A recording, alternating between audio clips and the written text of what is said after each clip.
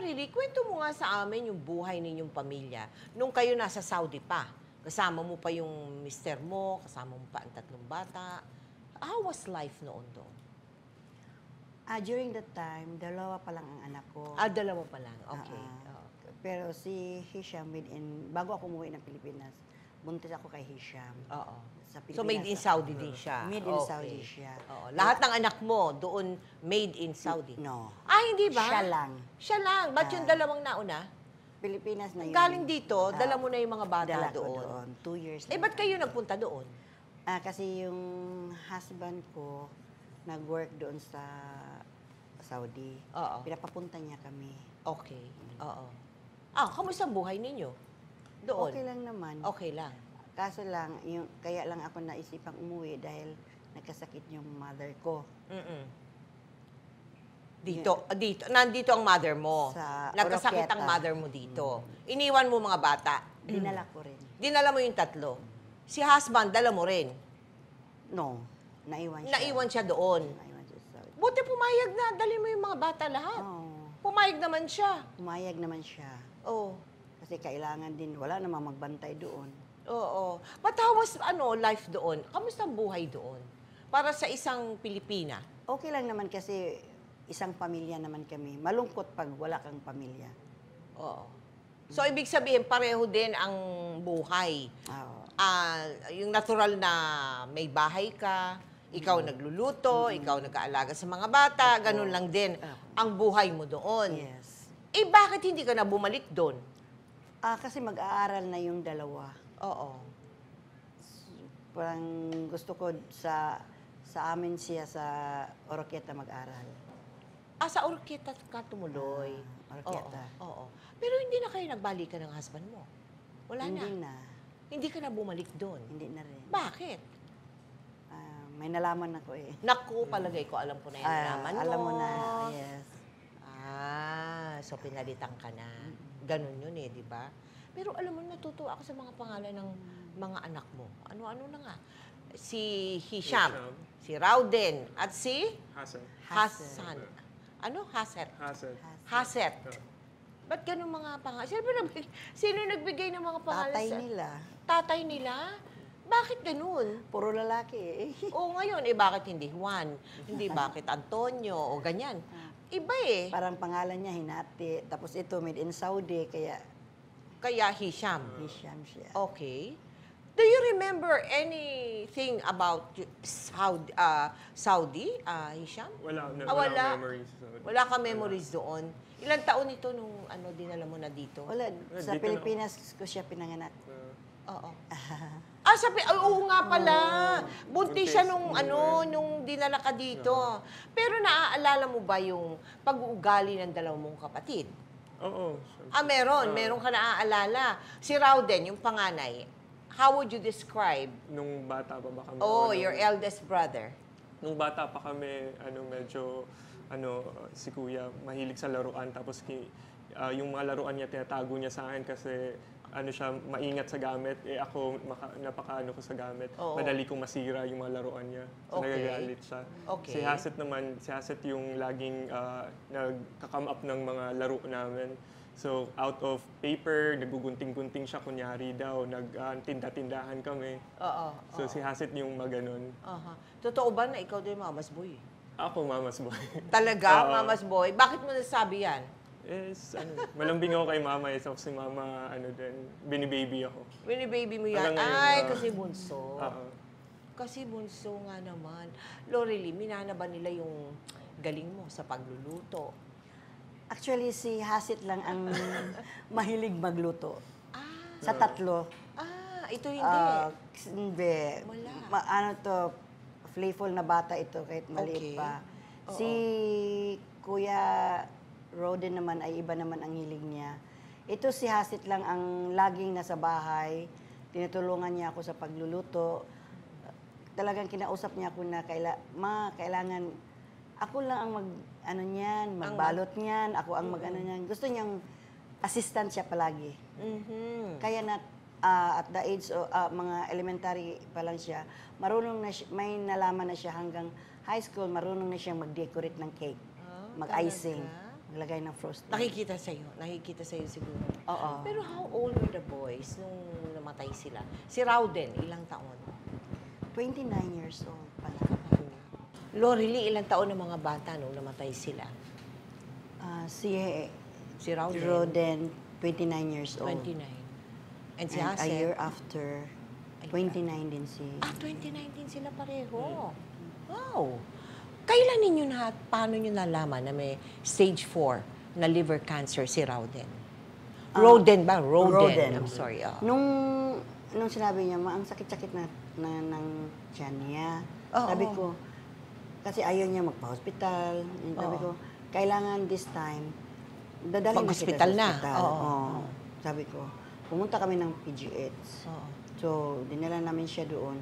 Nung sa taxi pa lang, talagang ano na yung pain Namimilipit niya ba? na siya sa sakit. That was the first time na nakita ko siyang ganun talaga na mangyak-ngyak. Kasi si Kuya Roden, ano talaga siya, matapang na bata. Oo. Oo. So, sabi, nagpe-pray ako habang tumatakbo yung taxi.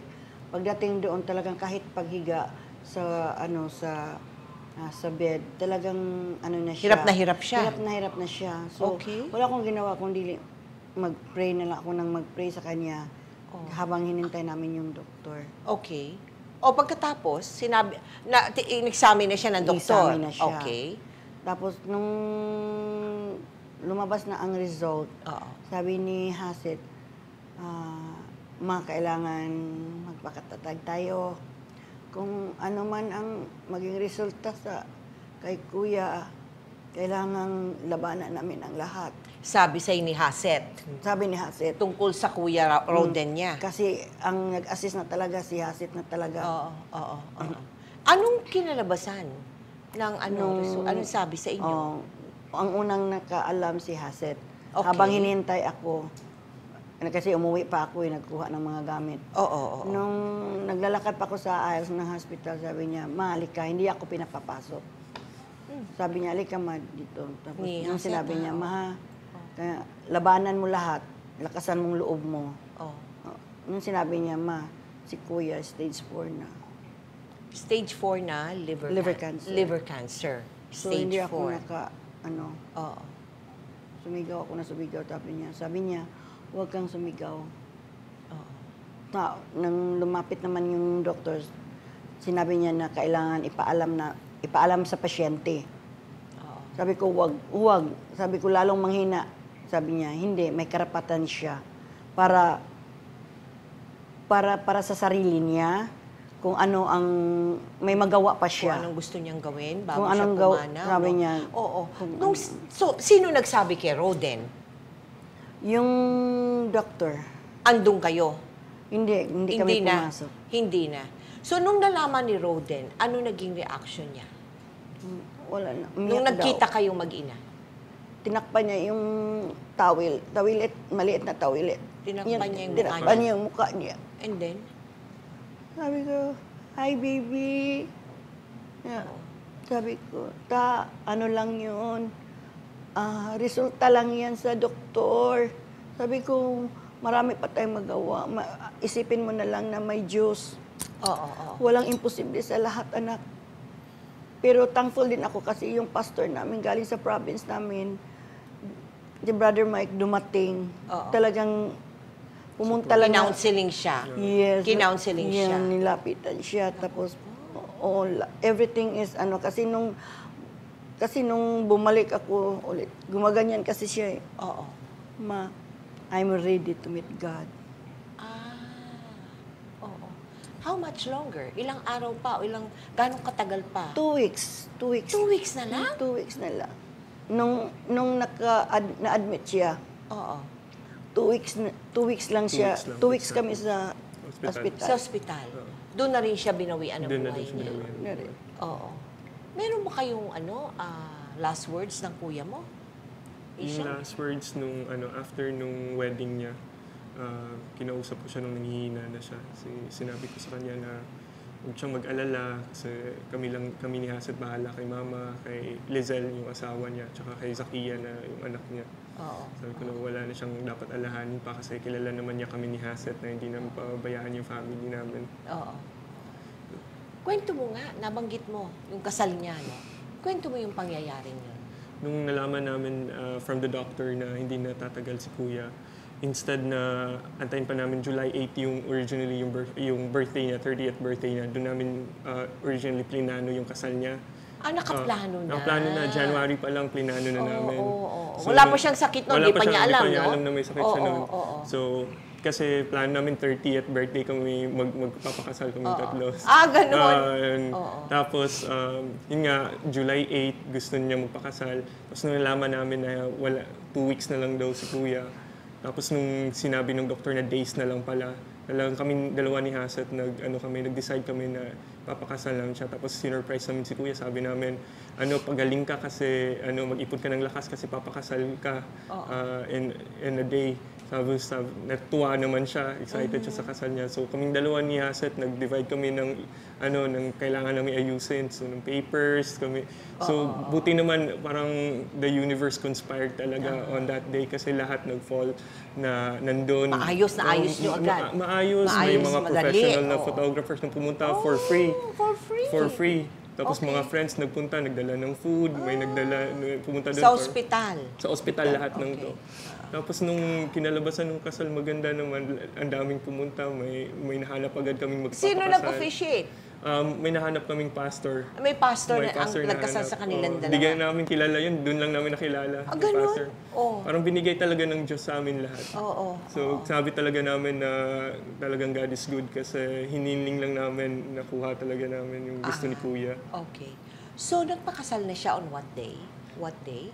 June 10, June 10 sila kinasal. June 10 sila kinasal. What day did he 10 hours after nung vow nila. 10 hours after. After. Past midnight na yun, so 11 na yun, June 11. So, June 11. Oo. Nako, ano ba yung eksena na yan, Lorely, sa ospital? Napakahirap. Ha? Napakahirap. Napakahirap. At ano ang sinabi mo sa kanya nung talagang malapit na siya? Ano ba feeling ng isang ina? Hindi Paano ako ba kasi hindi ako yun? makapagsalita. Ang malagi ko lang masabi, I love you, Hisi. I love you very much. Sabi ko, magpakalakas ka, anak. Sabi ko, magpakalakas ka para sa akin, para kay Sakia, para kay Lisel. Palagi kong ginaganyan. Gumaganyan lang siya. Nagkita sila ng ama niya bago siya namatay? Yes, kasi nung talaga? 1 week pala, mga 3 days pa lang siya sa ospital, iniisip ko na,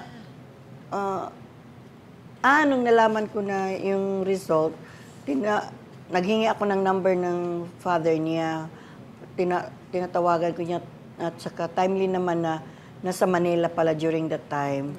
So, hindi naman siya nagdalawang isip na pumunta kasi ang gusto ko lang talaga Magkita ma-release, ano na yung forgiveness ni Roden. Oo. Gusto ko talaga ma-forgive na niya yung papa niya. Oo. Kasi alam ko kung anong bigat ang dinadala niya sa father niya. Kasi ang iniisip ko lang kung anong mangyari man sa anak ko, mapatawad na niya yung papa niya para hindi siya mahirapan. Tama. Ang inisip ko na yung salvation ng anak ko. Oo. Ano nangyari? Pumunta ang papa mo sa ospital? Hindi nagdalawang isip. Pumunta. Pumunta sa ospital. Tapos yung first... Malakas pa siya. Okay Si lang Roden malakas pa. At that time. mahina, na siya. Nakatayo pa. Nakatayo pa Na naman. nakakatayo pa. Pero ako naghawak sa dextrose niya kasi sa CR siya papunta. Oo. Tapos timing na pumasok yung father niya. Okay. Hindi ko alam kung anong sasabihin ko. Sabi ko, anak, nandyan papa mo, oh. Nung una, nakita ko siya na parang yung tingin niya talagang May galit. May sama ng loob. Ano? Tapos nung nilapitan siya ng papa niya, kasi siya ang nilapitan sa CR kasi tinulungan ako maghawak sa dextrose, sinabi niya, anak, sige ako na naman. Parang doon bumuhos niyakap siya ng tatay niya nung sinabi niya, mahal naman kita, anak kita eh. Nung sinabi niya yun, bumuhos, talagang yung iyak niya, parang batang iyak. Gumaganyan siya. talagang nakita ko yung ano niya, yung hirap ng loob niya. Kaya one thing na pasalamat ko na lang na pumunta talaga siya. O paano ang ending nun? Siyempre, Oh, paano? nagyakapan sila. Tapos araw-araw na siya pumupunta sa ospital. Nag-assist. Hanggang sa doon, kinasal na siya. Doon sa kasal. Hanggang nandun sa siya. namatay na siya, nandun ang ama niya. Oo. Mabuti naman, ano? How old were you, Hisham, when your brother died? It was 2 years ago, so I was 24. O, malaki ka na rin pala. So anong mga pumapasok sa isip mo habang lahat ng ito nangyayari? Nalulungkot lang ako kasi ever since talaga kami, as a family, wala naman kaming ambisyon na yumaman. Yung ambisyon lang talaga namin na eventually magkakasama pa rin kami. Kasi at one point si Kuya, si Haset, nandito sa Manila, ako nasa probinsya. Ang gusto lang na talaga mabuo kami, tapos kami, sabay-sabay kami magkaroon ng pamilya, magkakalapit kami. Nung bago nawala si Kuya, magkakasama na kami sa bahay kasama si Lizelle at sa Kia. At some point, parang para sa amin, success na yun kasi magkakasama kami. Tapos biglang nawala lang lahat. Parang nalumo lang ako. Oo. Anong nakita mo sa mami mo during this period? Ano naobserbahan mo sa kanya? Sobrang naawa ako kay mama kasi maraming beses na parang nakatunganga lang siya, parang lalim na iniisip. May beses na nakikita ko siya pag mag-isa, umiiyak, titingnan yung mga pictures, pictures sa cellphone. Pero Lorelie, hindi natapos doon ang pagbabanluksa mo, di ba?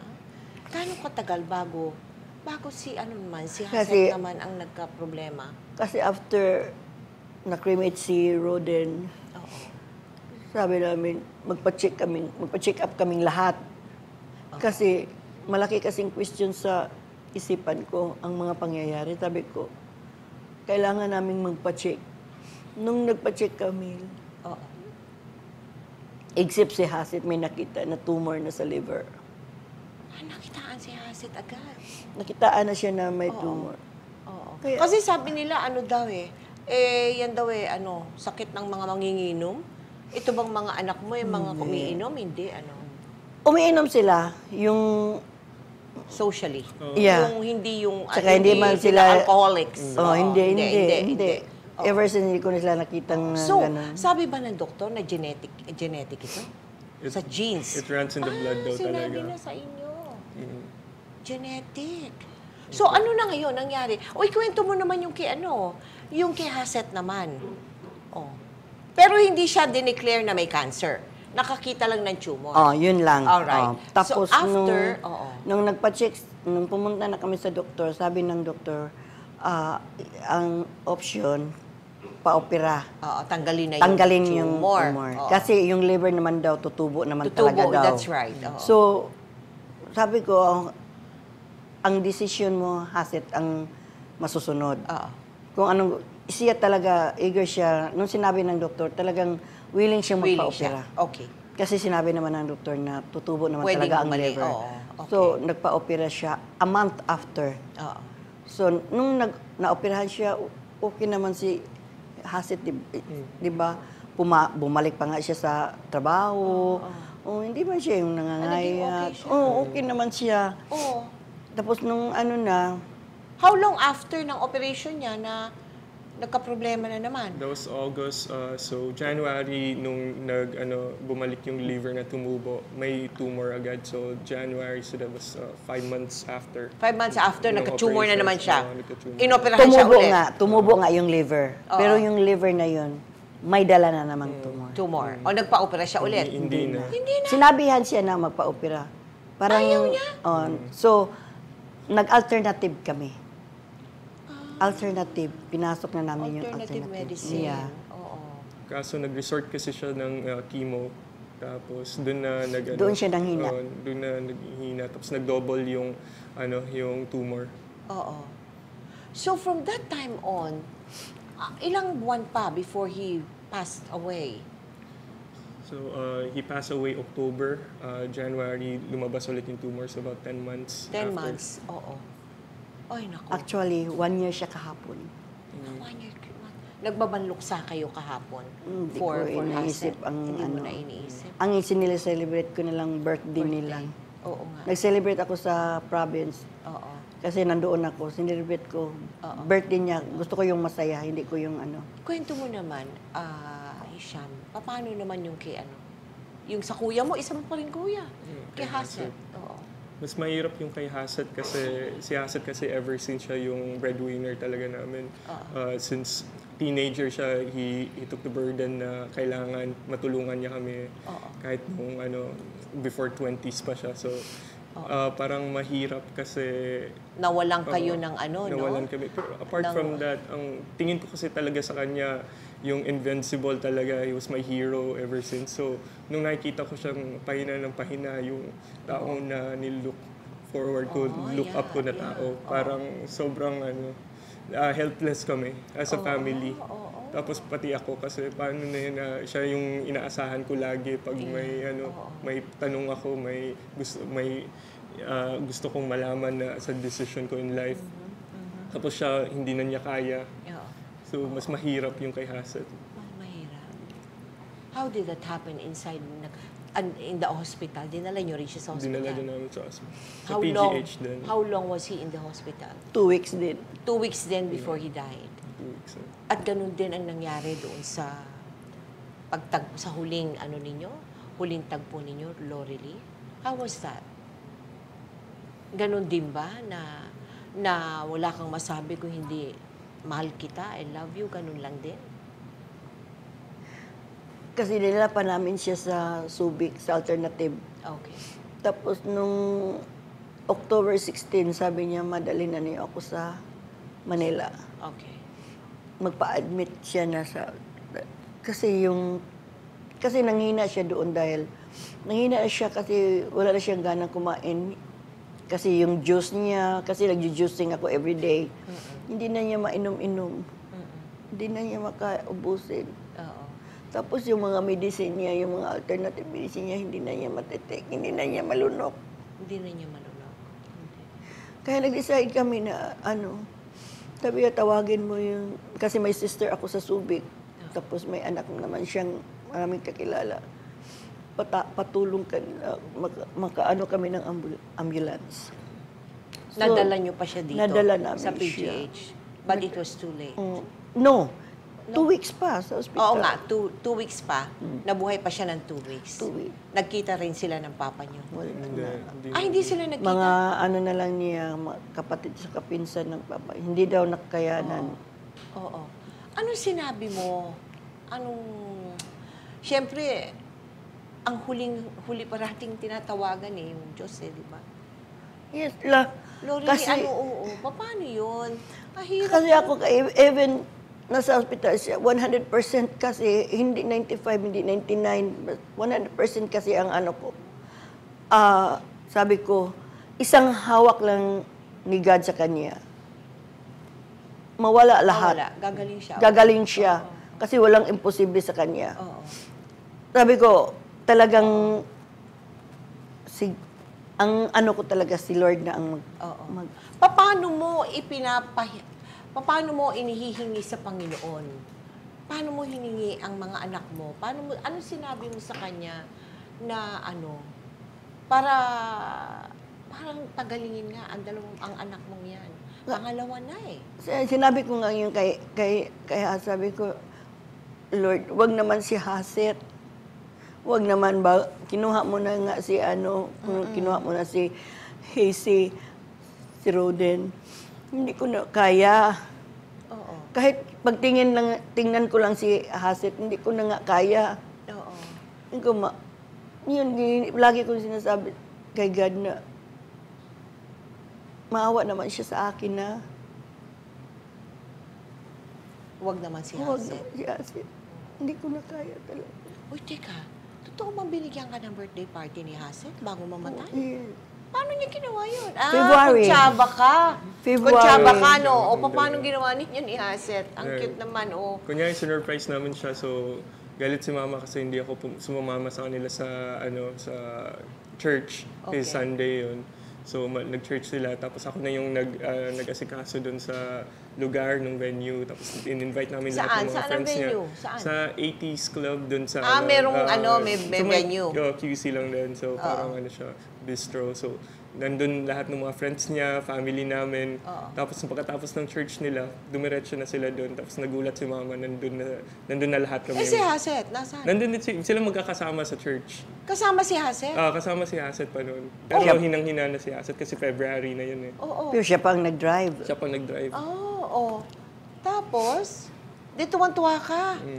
Oh, natutuwa na Masama. iyak na iyak. Iyak ka ng iyak. Kasi may isang video doon na kay Roden pa yun na last year pa dapat i-play yon.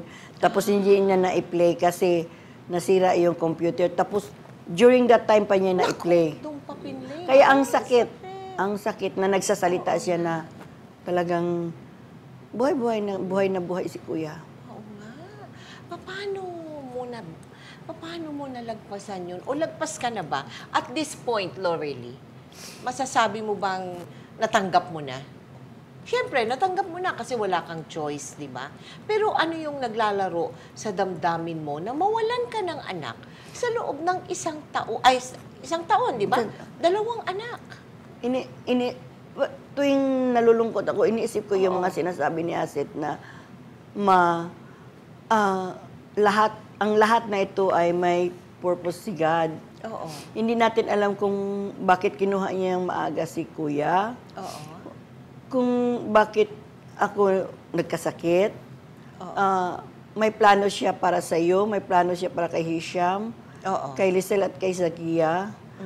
Kung ano ang plano niya sa family natin, labanan mo gawin mo ang lahat. Sabi niya, gawin mo ang lahat. Mag-bake ka ng mag-bake.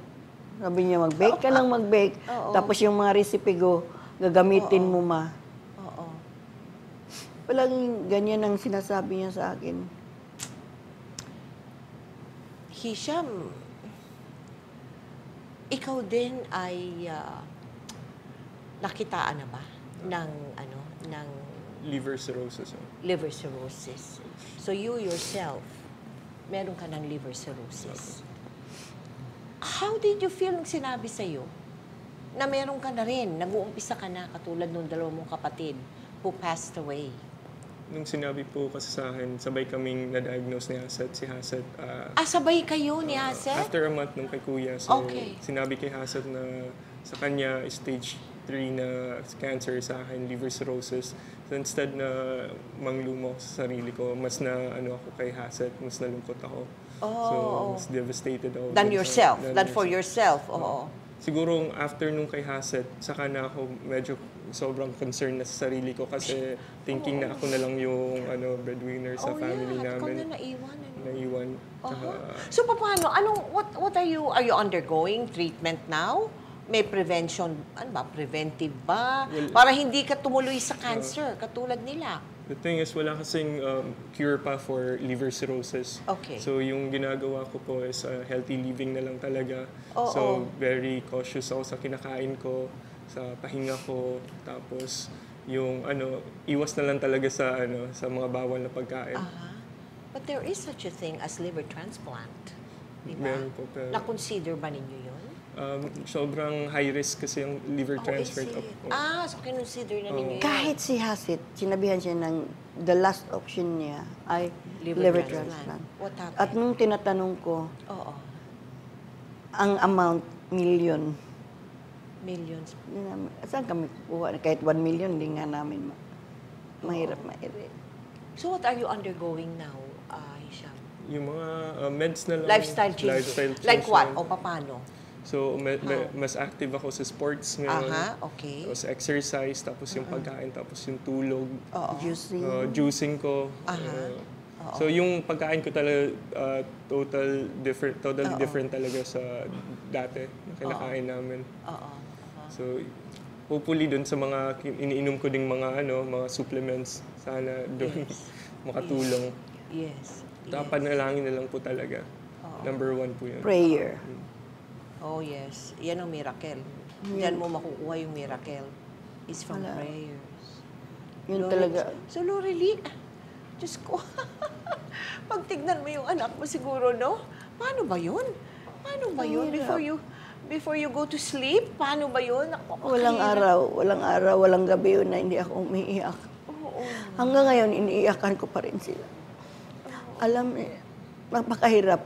Napakahirap. Siyempre, you know, a mother is never ready.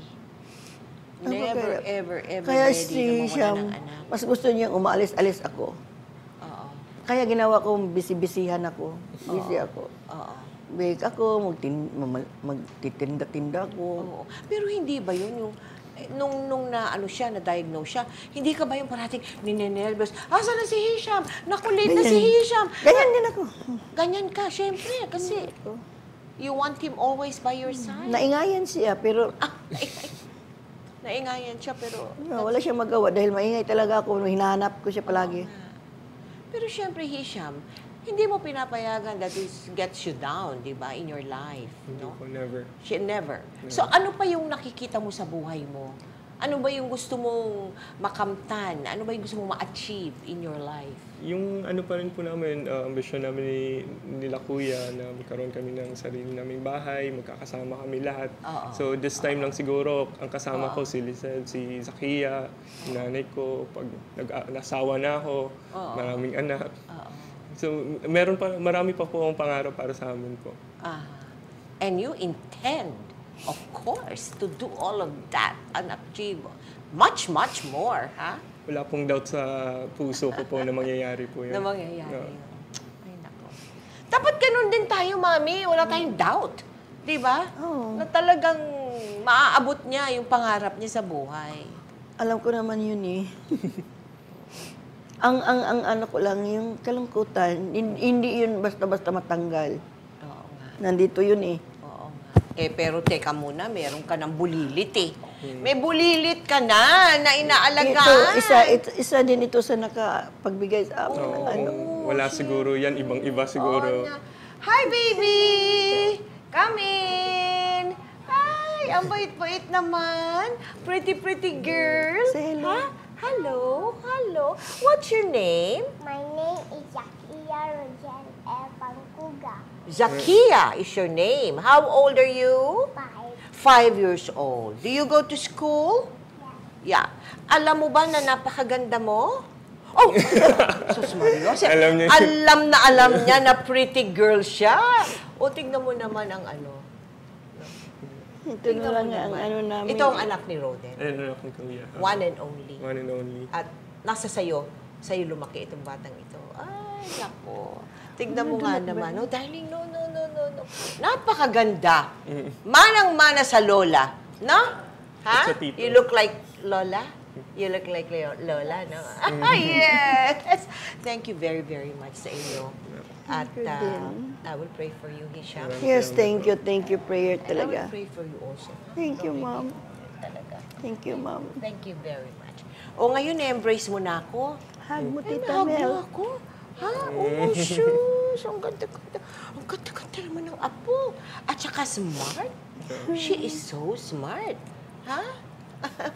Hindi ka na mag-aasawa. Ayaw mo na. O, plano mo Mag-aasawa pa pa rin. Why not? Mag-asawa. Why not? Oo.